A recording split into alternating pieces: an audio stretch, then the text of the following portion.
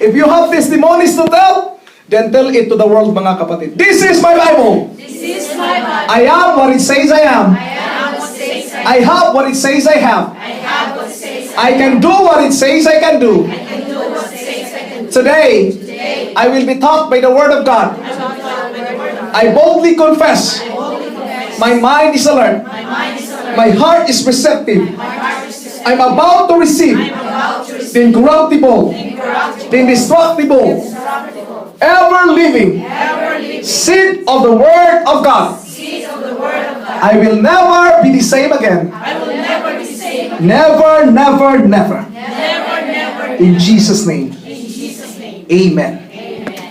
Kamayan mo yung katabi at sabi mo, di ba inutusan ka?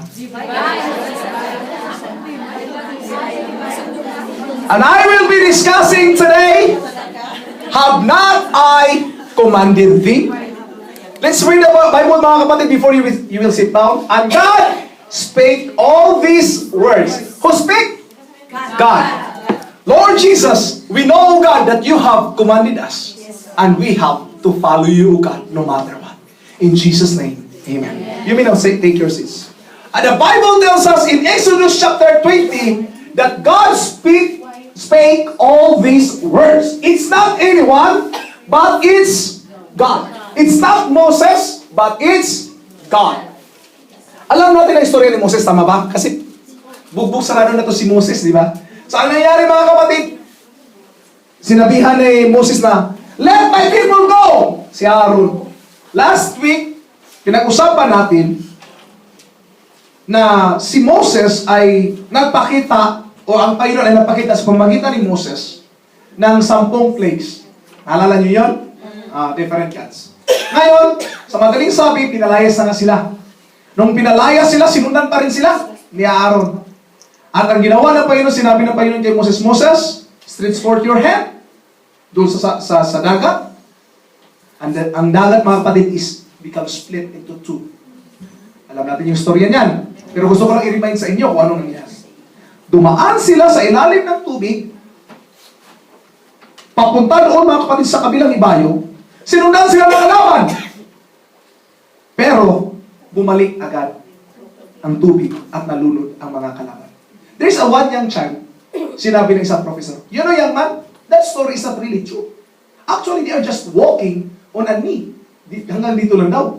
Hanggang dito. Ha? Kaya pala sila nakalakad, 1,000,000. Di sabi naman ng kuan yun.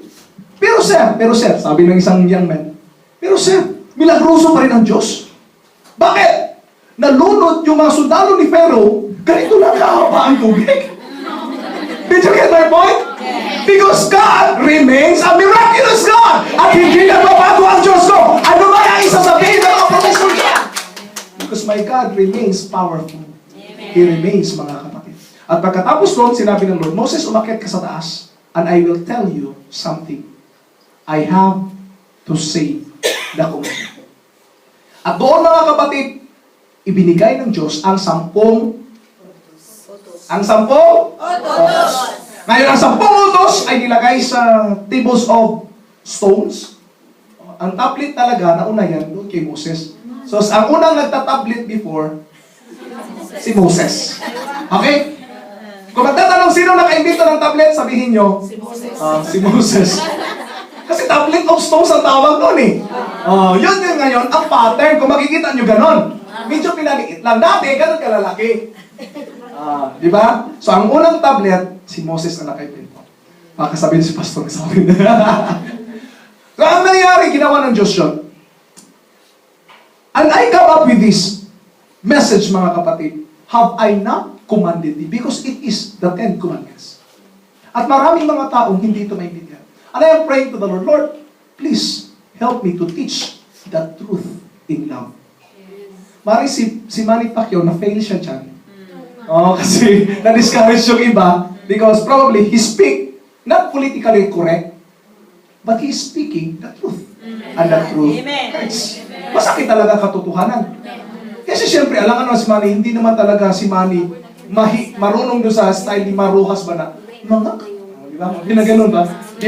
So siyempre, nasaktan yung iba. But I am praying to the Lord, Lord, help me I might not be politically correct, but help me to speak the truth in love. I am not here to condemn anyone. I am here to challenge everyone to come to the Lord and repent and say, Lord, here I am, coming to your presence. This is not the church for you to condemn. So, doon na siguro na-fail si Pacquiao, kaya nga sinasabi siya ng sorry. Siyempre, may ilan talagang hindi makakatanggap doon sa sinasabi niya. Bakit kukumpara mo kami sa mga hayop? Di ba? Pero kung si Miriam Santiago ang nagsabi nun, magagalit kaya sila? Kasi wala sa personality ni Manny Pacquiao na magsalita ng ganon. Kaya hindi nila matanggap. Kung si Duterte nagsabi nun, kahit pa magsasabi pa yun na magmumura-mura pa yun, wala! Didipinsahan pa yun ng marami yung supporters. Ganon po. Sa personality kasi ni Pacquiao, wala yung ganon. Kaya hindi natanggap ng netizens yung sinabi. But today, I am praying, Lord, help me to speak the truth in love. Because this is God says in the 10 Commandments. But probably we have forgotten the 10 Commandments. Ang ginawa ng Diyos, I want to teach, go back from the basic. Ang dami gusto natin makinig na inspirational. Yes, we need inspirational, we need motivational, but let's go back to the basic. Let's go back to the basic, the 10 Commandments. But it was summed up into 2. Ano yung una? Love God with all your heart. Okay. So my topic was taken from Joshua chapter 1 verse 9. Sabi ng Panginoon, have not I commanded thee? Be strong and of good courage. Be not afraid, neither be thou dismayed. For the Lord thy God is with thee whithersoever you goest. That is what the Lord says. I have commanded thee. To be courageous and, not being fearful is God's command. But He also commanded on this following verse. Master, which is the great commandment in the law? Sabi niya, Lord, ano ba ang great commandment? Ang iniisip nila siguro, yung mga ceremonial laws. Ano yung ceremonial laws? Kailangan mag-offer ka. Kailangan maghanda ka ng tupa, talagang iaalay mo doon sa templo, ganito, dapat walang... No, that is what we call ceremonial law. Siguro, isip siguro nitong tao, sabi niya, siguro, dietary law yun. Huwag kang kumain ng baboy. Huwag kang kumain ng walang kaliskis. Kaya, maging yung kinilaw na ganyan, kaliskis ang talaga kaliit kasi, huwag talaga tanggalan ng kaliskis. Di ba? Church, hindi yung dietary law, hindi ceremonial law, but it is a moral law. But God summed it up. Sinumada ng Lord, ibig sabihin, hirap kayo mag-memorize ng 10. Gawin natin 2. Ang first is about God, and the second is about the people. Okay? Now, let's start with the first one. The number 1 is love God. Sinabi niya, Jesus said unto him, Thou shalt love the Lord thy God with all thy heart, and with all thy soul, and with all thy mind. This is the first and great commandment. That is the first. Now, saan mababasa yan? In the book of Exodus, doon natin mabasa na sinabi ng Lord, and God spake all these words. Kasi si Jesus Christ is the Word manifested in the flesh.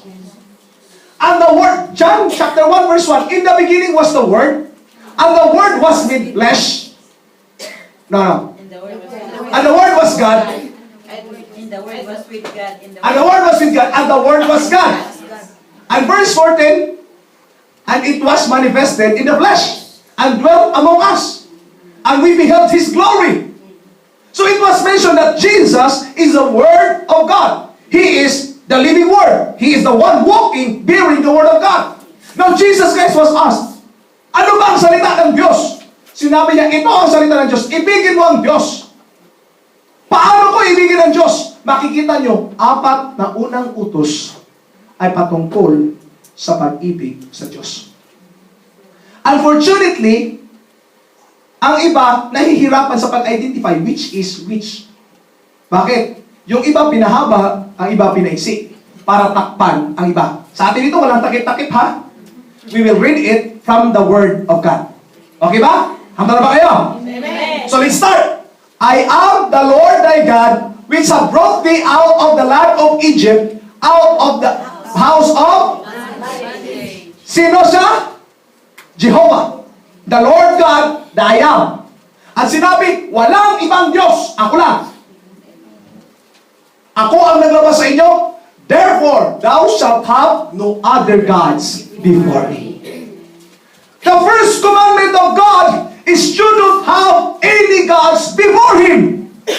There's only one God. Numerical one. Kaya ang kalaban nila Egypt. Bakit ang Egypt? Napakadaming gods. Babylon, napakaraming gods. Maging ang Roman, napakaraming gods. Kaya nung nagtayo ng relihiyon,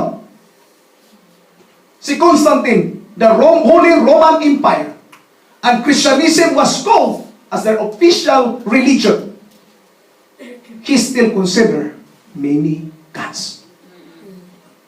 Eh siyempre, gusto mo ng goddess of love. O di ilagay mo si Cupido doon. Di ba? Ilagay mo si Saint Valentine. Gusto nilang i-keep up ang celebration of Saturnalia. Kaya merong Christmas. Para tunog naman, Christian. But the Word of God says, there is no other. There's only one God. Nicene Council, mula sa teaching ni Tertullian, sabi nila, okay, ang Diyos ay may tatlong mukha.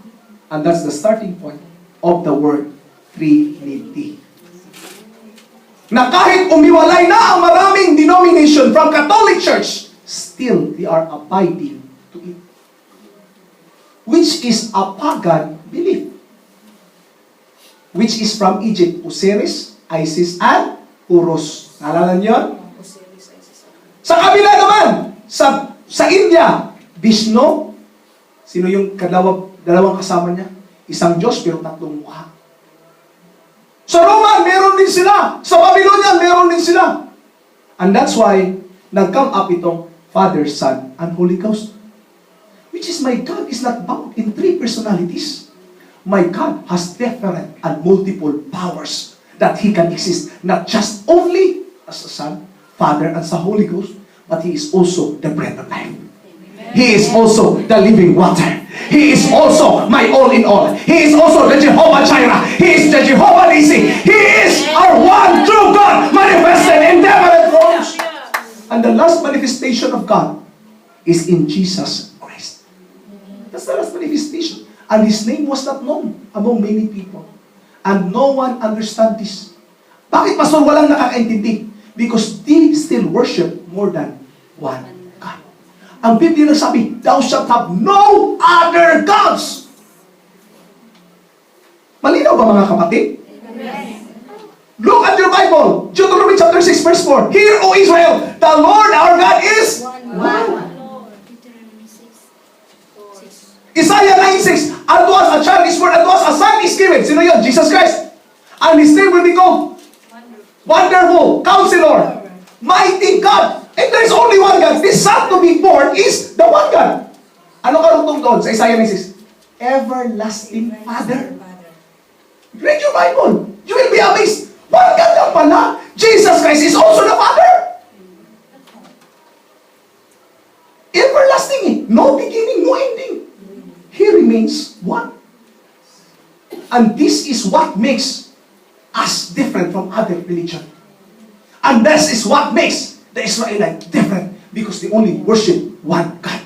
Amen. Kung minsan yung mga Muslim na may tatlong mukha ang isang Diyos, magagalit sa iyo yan. Because what they believe, there's only one God. That's what makes the difference.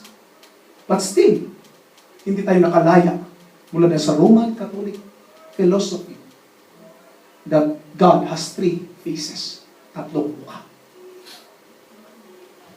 Ang sabi ng Biblia, meron lang isang Diyos. When we worship more than one God, we have to be careful. Because God has commanded. Sabi niya siya, have I not commanded thee? Lord! Di ba Lord? Papa yung Lord eh. Siya nag-utos eh. Have I not commanded thee? Hindi tao ang sinusunod natin, mga kapatid. Kung ako man ang turo ko'y mali, huwag kayong sumunod sa akin! But if I am teaching the Word of God, let's go together, keeping the Word of God. There's only one God. Amen. 1 Timothy says, 3:16, God manifested in the flesh. Ang Diyos ay nahayag sa langit. Every knee should bow and every tongue should confess that Jesus is Lord. Acts chapter 4 verse 1, for there is no other name given among men whereby we must be saved. There's only one name. Before he was known as I am. Dati nakikilala sa Jehovah Jireh, Jehovah Nissi. But now he was called the Lord Jesus Christ. He is not just the Christ, but he is also Lord. Did you know what the word Lord means? Jehovah. When Thomas says, my Lord, my God, my Jehovah, my Elohim, he recognized that this is the God manifested in the flesh. He's not bound. Ang kaibahan ko lang sa Panginoon ay ganito. Naging anak muna ako bago ako naging father. Tama ba? Ang ating Panginoon ay iba. Naging father muna siya bago siya naging anak. Sounds logical? Read your Bible. Read your Bible. Kaya nga, galit ang Diyos eh. Galit ang Diyos. The moment na mayroon tayong itataas maliban sa Diyos, galit ang Diyos. Why? Kasi siya ang Diyos na sinuso. At ayaw niya ng may kahati sa puso mo. May kahati pala ako sa puso mo. Diba? At pangalawa, ito yung tinanggal. Thou shalt not make unto thee, basa, any graven image. Any. Walang excuse. Tinanggal yan.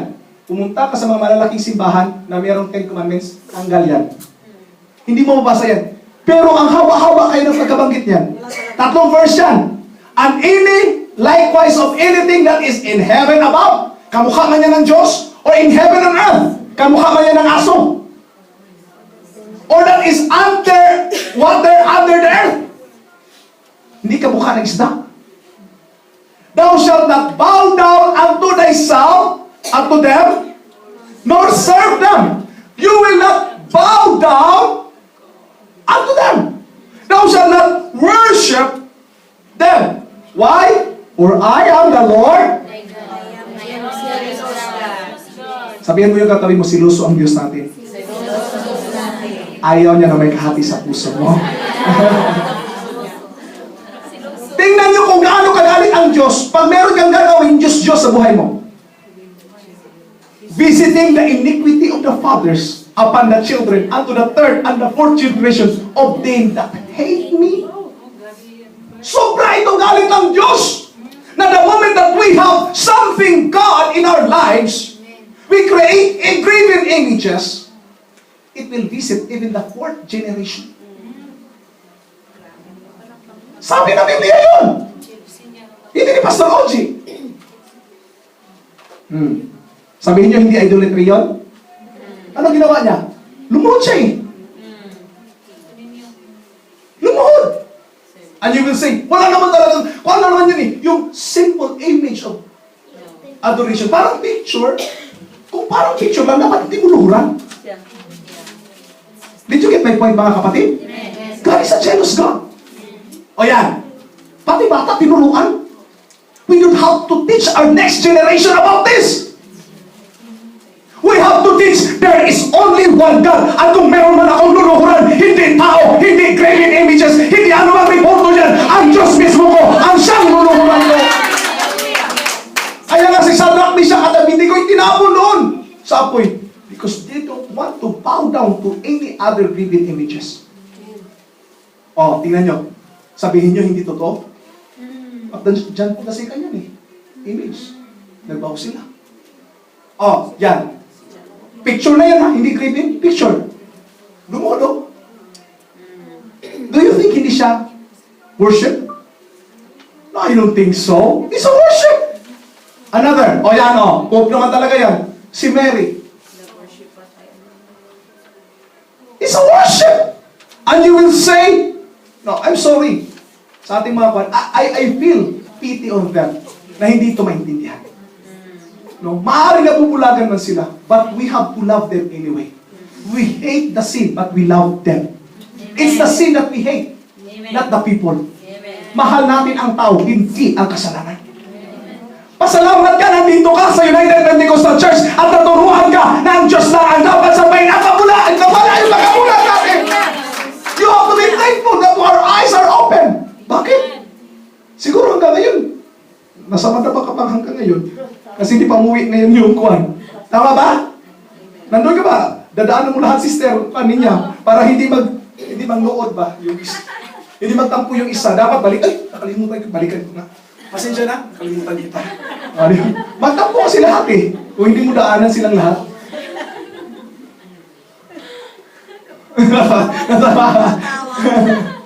Next, John.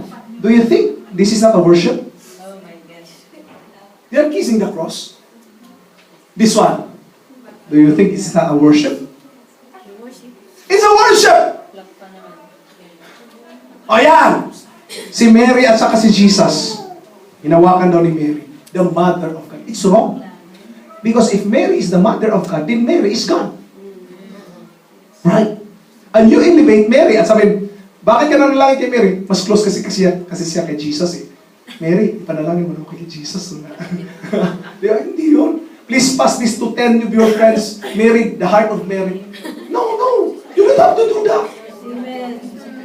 Because Mary is not elevated. It's the same as you. Si Mary, katulad mo rin. Wala siyang mas mahigit pa. Ang nakakahigit sa atin si Jesus Christ. All of us is number 6. Sabi ni Pastor Moses, all of us are one. Right? Amen. Nabukas na ba yung isip natin? Kaya nga nandito tayo kasi bukas yung isip natin, di ba? Masakit yan ng katotohanan, but we have to teach them, we have to tell them. No, they have to accept the truth that there's only one God that we have to worship. And His name is Jesus. His name is revealed, Jesus! Saan ba pala nabagit yung Father sa Holy Ghost, Pastor? Matthew 28:19, basahin ninyo. Go into the whole world, baptizing them in the name. Hindi names. Name. There's only one name. Name of the Father, Son, and Holy Ghost. What is that name? Jesus. Because Jesus is the everlasting Father. He is the Comforter, which is the Holy Ghost. And the Comforter, which is the Holy Ghost. Sinabi doon si Jesus Christ is a Comforter. The Holy Ghost. See? So Jesus is our all in all. Lahat, banggitin mo na. But the only saving name is the name of Jesus. Because Jehovah Jireh is a providing name. Jehovah Nisi is a banner name. Jehovah Chidkino, the healer name. Jehovah Jireh, the provider name. The I Am is the ever-present name. But Jesus is the saving name. And our God is only one. Ay, yan pa. Dinagdag pa. Akala ko naubos na yung picture ko. Meron pa palang natira. So first, love God. Anong sinabi ng Bible? And showing mercy upon the 1,000 of them that love me and keep my commandments. See? He hates those people who worship other gods, but those who love the Lord and worship only Him, He shows mercy and kindness. Kaya kahit nagkakamali tayo, nagkakasala, nandito pa rin tayo, di ba? Pinapatawad pa rin. Because that's our God is, mga kapatid, nagpapatawad pa rin. Thou shalt not take the name of the Lord thy God in vain, for the Lord will hold him guiltless that taketh his name in vain. Huwag gamitin ang pangalan ng Diyos sa kawalangyaan. Di ba? Yung expression nila na, di ba? Yung may tapos, kayo na bahala na. Hindi ko na banggitin kasi ako naman sabihin, oh, you're using my name in vain. Be careful to use the name of the Lord in vain. That is number 3. Number 4. Remember the Sabbath day and keep it holy. Our Sabbath here, dito ngayon, kasi ang pahinga talaga natin is Friday. Walang problema sa araw yan. It's what your Sabbath is. Sabbath natin Friday, tapos nagpa-party ka. Is that rest? Right? naman mali na mag-party. But the question is, where or how do we spend our Sabbath? Diba? Sarap magsimba. Pagkatapos, mall tayo, ha? Diba? Pagkatapos, pagod na pagod. Hindi ka napapagod sa kaka-worship, napapagod ka kabit-bit na maraming binili. Amen ba? I'm considering this. How do we spend our Sabbath? Ang lahat ng tinamaan, magsabi ng aray. Okay, no problem. Akala ko, kukunti lang rin naman. Marami pala. Yes, this is how we spend our Sabbath. Did you know that if you want to become successful in life, you have to work at least 10 to 12 hours a day? Yes. People, paano yung pastor ng 10 hours? What I mean is work for yourself. So for example, personal development with your prayer life, early in the morning. Until night, you have other tasks siguro sa labas. Kasi yung mga nag-aasinso sa buhay, ano nangyari sa kanila? They are working 10 to 12 hours a day. 4:30 pa lang, nagigising na. Kumukuha na ng gatas doon sa mga baka, pagkatapos punta sa school. Di ba? Ganoon naman talaga before. Kung hindi pa yun nauso yung Facebook na yan, nagpupuyat tayo kaka-Facebook eh. Di ba? Nung hindi pa nauso yung Facebook na yan, they are waking 10 to 12 hours doing something profitable. They are working. Ang iba sa gabi, tingnan niyo yung mga mayayaman. 10 o'clock, wala pa yan sa bahay. Nasa trabaho pa yan. Tama ba? Nasa trabaho pa yan. Eh, bakit tayo? Alasin ko, 8 hours na, pwede na matulog. Kaya hindi tayo maasenso. Tama ba? Another, ang sabi ng Biblia, hindi ni Pastor OG, we have to work 6 days a week. Pero day off natin, Friday at saka Saturday. Friday na nga lang binigay natin sa Panginoon, hindi pa natin susulitin. Di ba? Kung binigay pa natin sa Panginoon ito, ibigay na natin ng lubos-lubos, todo-todo ang ating mesa pa. Do not just simply waste it. Kasi meron ka pa isang araw na tira eh. But my suggestion is, your one day, another day of rest, give attention to your work. Your personal development, work it out. Read books. Hindi magpa-follow dun sa kay Marian Rivera. Nakatingin si Sir sa akin. Hindi ni Marian Rivera. Sige, Chris Aquino na lang, Chris Aquino. Hindi siya ganda sa akin eh, pag sinabi ko Marian Rivera eh. Kasi kasabayan daw ng pa niya. Aldaw. No, you are wasting your time too much. The profitable person only spends one time in their Facebook. Only once to check their messages and check inspirational messages. Always consider that one. If you want to become successful in life.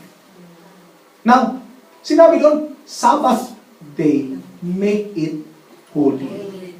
Pangangaral kanina ni Pastor Moses, maganda.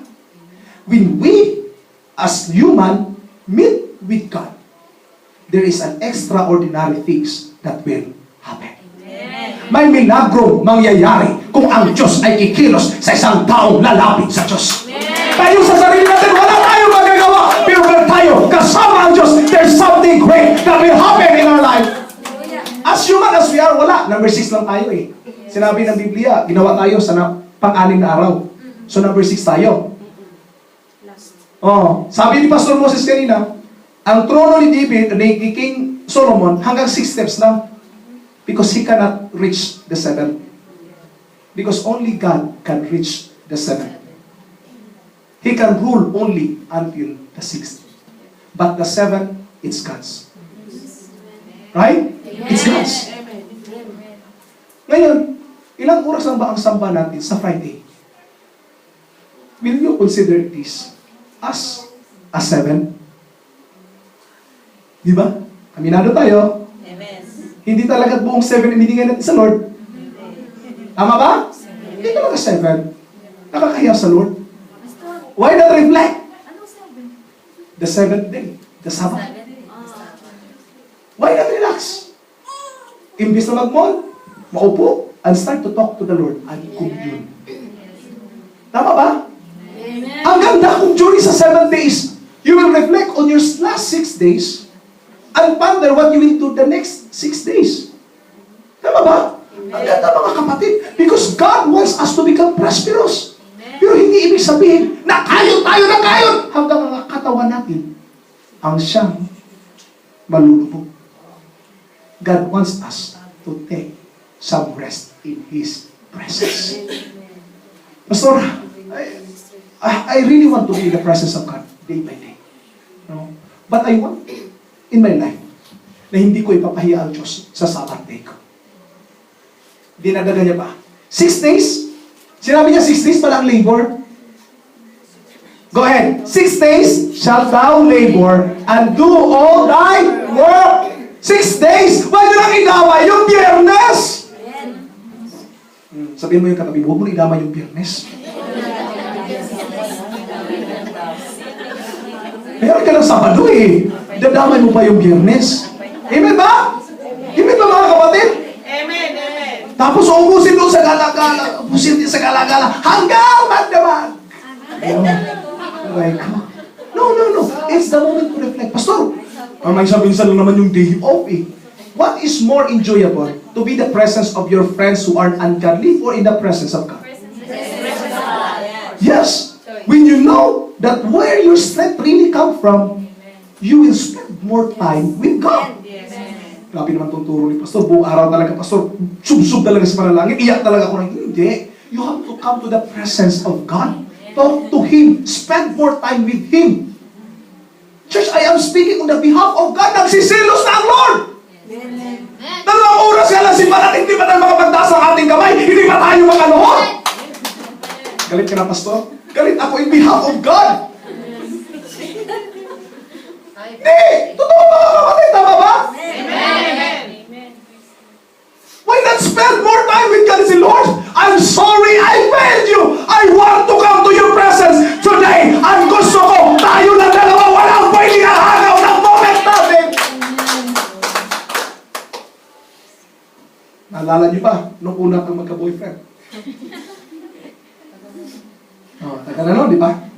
Naalala niyo ba na pag nandyan yung best friend mo, huwag mo agawin yung moment namin, di ba? Minsan.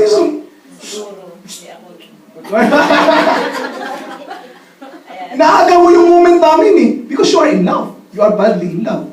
The same is true with God. The moment na mayroong aagaw sa oy, pasensya na kayo. Wala akong panahon sa party ngayon ha. Pasensya na.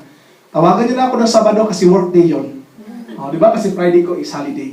Para sa Panginoon. Holy day. Para sa Lord. I want to spend more time with my Lord. Ang sarap siguro mga kapatid nung uupo ka lang ba?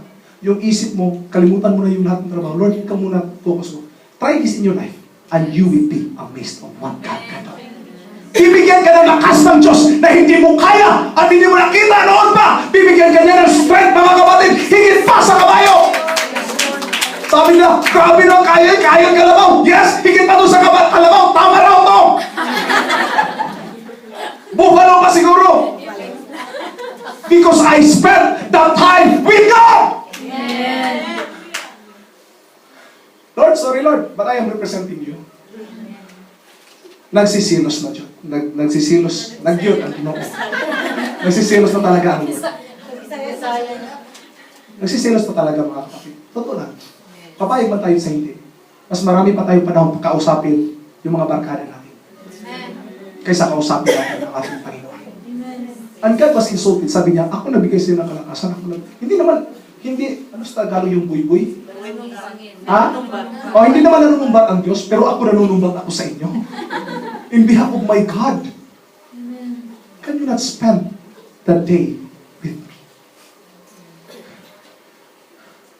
Sinabi ko, Lord, I'm sorry. If sometimes I forgot to talk to you the whole day.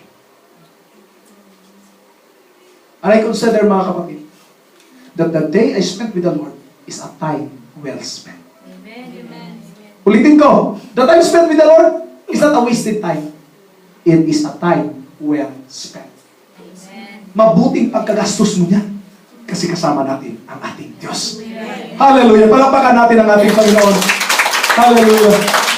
Love God! 6 days you have to work, but the 7th day is the Sabbath of the Lord. Thank God. In it thou shalt not do any work. Wala talaga. Ay, anong trabaho? Walang trabaho. No, thou, nor thy son, nor thy daughter, thy manservant, nor thy maidservant, nor thy cattle, nor thy stranger that is within thy gates. Lahat, huwag magtrabaho. For in 6 days the Lord made heaven and earth, the sea and all that in them, and rested on 7th day. Wherefore the Lord blessed the 7th day and hallowed it. Ang unang apat ay love God. Ang pangalawang anim ay love your neighbor. And the second is like unto it. Thou shalt love thy neighbor as thyself.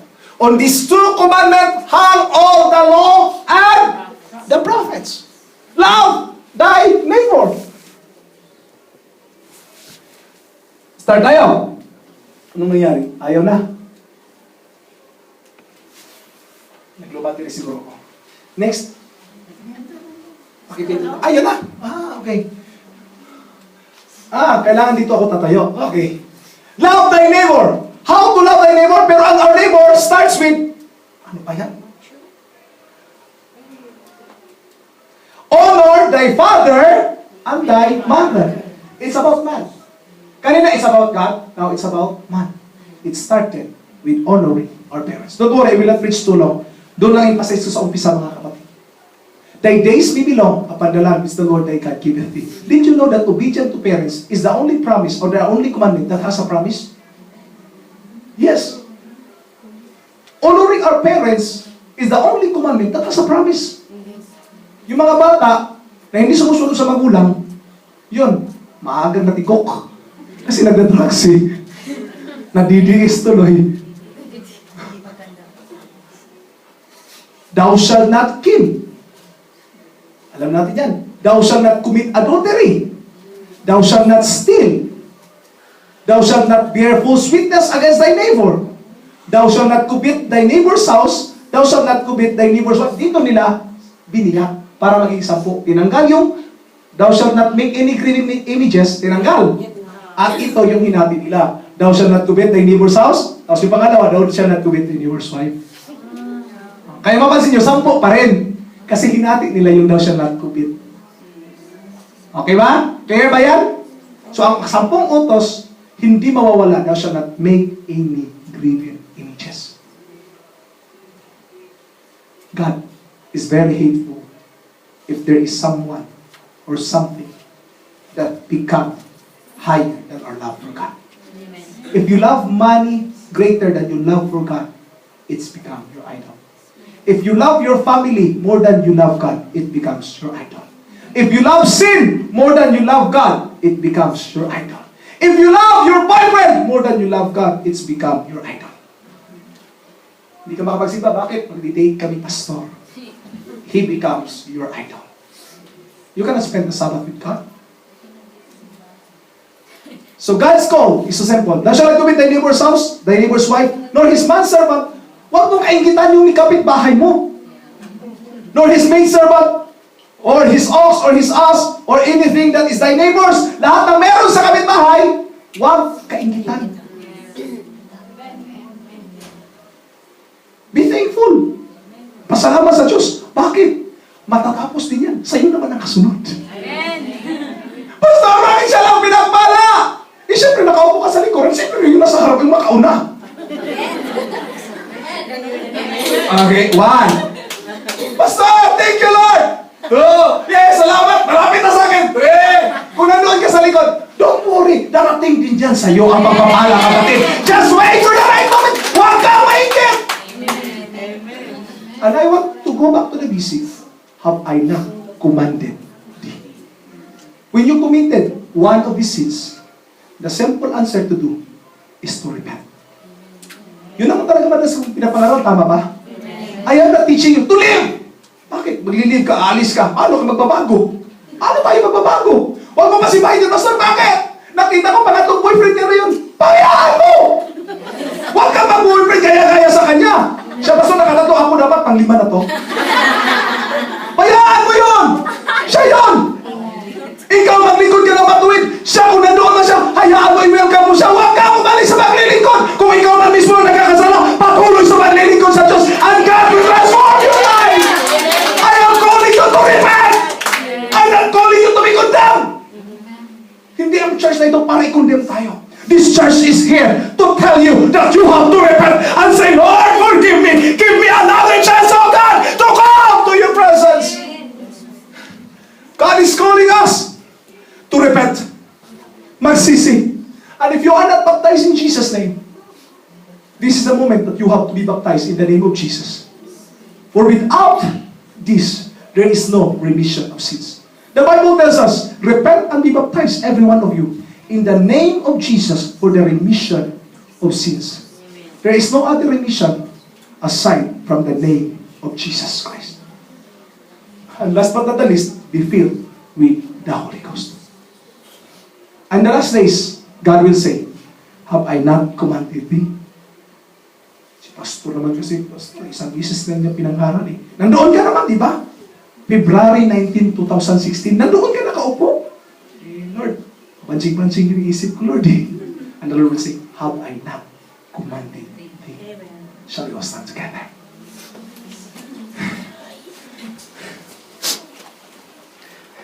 We are not here to condemn anyone. We are here to teach repentance. And if you fail one of these 10 commandments, probably you are using the name of the Lord in vain, or probably hanggang ngayon pumupunta ka pa rin doon sa madaba at hawak ka pa rin ng hawak doon kay Virgin Mary. This is your time to ask the Lord for forgiveness. Amen? Or probably, Mary, hindi na Virgin Mary yung hinahawak-hawakan mo at kundi yung manok kasi mahilig ka sa sabong.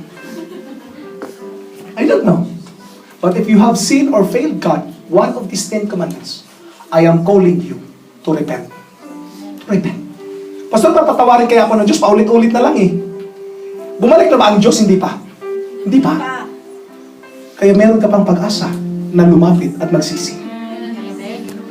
Pastor, patatawarin ba kaya ako ng Diyos? Ang rumi-rumi ko na. Sinabi ng Lord, walang taong napakasama na hindi ko kaya patawarin. At walang taong napakabuti na kayang iligtas ang kanyang sarili. Walang taong napakatuwid na kaya niya sabihin, ligtas na ako. Only the Lord Jesus Christ can save us from this misery. And I welcome you in this altar. If you want to come, come and seek the presence of God and repent.